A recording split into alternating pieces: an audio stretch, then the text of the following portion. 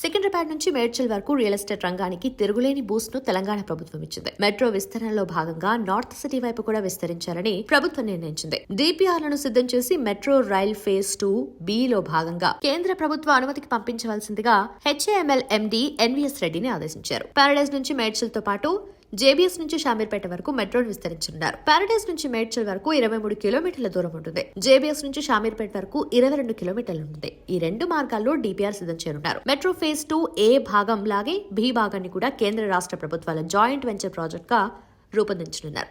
దాదాపు 5 లక్షల మంది ప్రతిరోజు మెట్రోలో ప్రయాణిస్తున్నట్టు అంచనా. నాగోల్ నుండి ఆర్జీఐఏ ఎయిర్పోర్ట్ వరకు, రాయదుర్గం నుండి కోకాపేట నియోపోలిస్ వరకు, అలాగే పటాన్చెరు, హైత్ నగర్, ఫోర్ట్ సిటీకి కలిపేలా ఇప్పటికీ డిపిఆర్లు రెడీ చేశారు. మేడ్చల్ మెట్రో వాటికి అదనంగా జత చేయనున్నారు. రియల్ ఎస్టేట్ రంగం మేడ్చల్ వైపు శరవేగంగా విస్తరిస్తుంది. రవాణా సదుపాయాలు బాగున్నప్పటికీ మెట్రో లేకపోవడం అనేది లోటుగా ఉండేది. ప్రభుత్వ ప్రణాళికల్లోనూ లేకపోవడంతో ఎప్పుడూ చర్చకు రాలేదు. హఠాత్తుగా రేవంత్ రెడ్డి మెట్రో ప్రణాళికలు సిద్ధం చేయడంతో అటువైపు రియల్ ఎస్టేట్ రంగం మరింత వృద్ధి నమోదు చేసే అవకాశాలు కనిపిస్తున్నాయి.